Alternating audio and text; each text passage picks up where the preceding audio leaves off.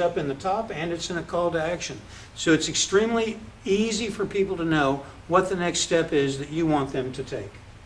Basically, when you're laying out a page, you want to lay out a page according to one of a couple of formats. This is a typical blog page layout.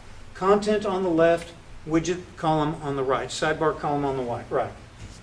For this layout, you're going to want to have a photo or a video here, and then a call to action at the top of the right-hand column. When the human eye lands on a page, it starts right here and then is going to jump to the photo. If there's a photo on a page, that's the first thing the human eye is going to see. So it's going to jump immediately to the photo, and then it's going to come back up. When it does, if you have some bullet points here, it's going to notice the bullet points, but it's not going to read them.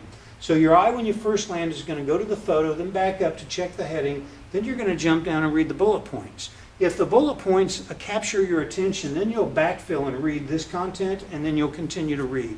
So the goal here is to take, in the first 3 to 5 seconds of somebody landing on your page, to immediately identify with a graphic that they're in the right place, and then to use some bullet points to capture their attention, get them to read the bullet points. Then they stick around long enough to make a conscious decision to take the call to action that you're providing.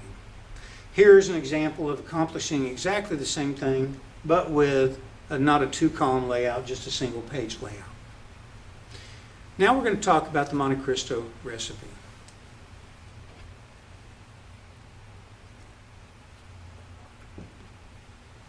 I use the concept of the Monte Cristo recipe for a simple reason. Google sees things just like humans do. If you've ever ordered a Monte Cristo sandwich, it's basically cheese on top, 2 layers of toast, meat in the middle. And when the wait person delivers the sandwich to you, the first thing that you see is the cheese on top, because that's covering the top, and it's the first thing you see. So from Google's perspective, this is a real good analogy of how things work from Google's perspective. When Google sees your blog content, they see the cheese on top is the title. It's the first piece of information that Google sees. This title shows up not only in the body of the article, but in the address of the page and on the browser title. We're going to come back to that. So that title shows up in 3 places: browser title, address of page, and title of the article. First paragraph and the last paragraph with the content in the middle. Now, you can see here the title has Dallas Home Inspection Company. The first paragraph has Dallas Home Inspection Company.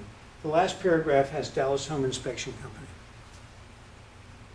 This is the basic layout for how you create content. Now, in actuality, because of recent changes to Google's algorithm, you actually only want to have Dallas